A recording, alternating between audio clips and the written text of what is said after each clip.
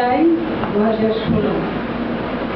কাল সন্ধে ম্যানহাটানের দিগন্ত জুড়ে বিরাট চাঁদ উঠেছিল। পূর্ণ চাঁদ মানে পূর্ণিমা, জ্যোৎস্না। হঠাৎ হুমায়ুনের কথা মনে হলো, বড় বেশি ভালোবাসত জ্যোৎস্নাকে হুমায়ুন।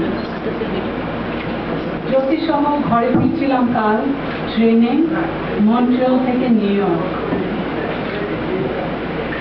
কালকের মতো এত বড় চাঁদ অনেকদিন দেখিনি আকাশে। আকাশ দেখার সুযোগ বা সময় বা কোথায়? সময় যদি বা জোটে, সবসময় আবহাওয়াটা অনুকূল হয় না। আকাশ দেখার শোবার ঘরে জানালা দিয়ে দূরে রকি মাউন্টেন পর্যন্ত চূড়া দেখার সুযোগ হয় না। আর কলোরাডোর রাজধানী ডেনভার শহরটিতে আমরা থাকি। পাহাড় পর্বত দিয়ে ঘেরা হলেও মূল শহরটি আসলে মোটেই পাহাড়ি নয়।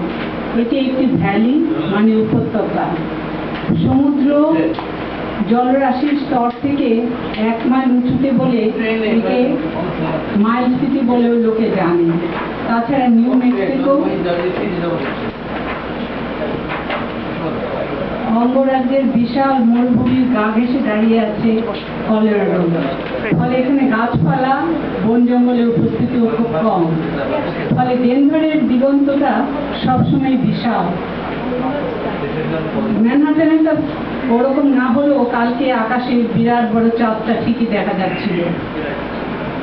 জ্যোৎস্না যেমন সকল কালিমা, কলুষতা, সকল অন্ধকার দূর করে দিয়ে তার সহজ সরল প্রত্যক্ষ আবির্ভাব বা প্রকাশে চারিদিক ঝলমলে আলোতে আলোকিত করে দেয়।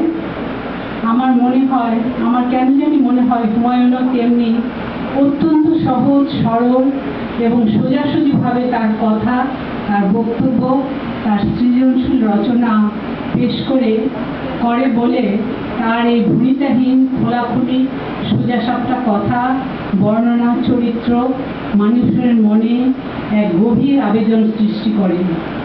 তার গল্প, উপন্যাস, নাটক, চলচ্চিত্রের চরিত্রদের কার্যকলাপ ও কথাবার্তার সঙ্গে নিজেদের একাত্মতা খুঁজে পান পাঠক সবসময়।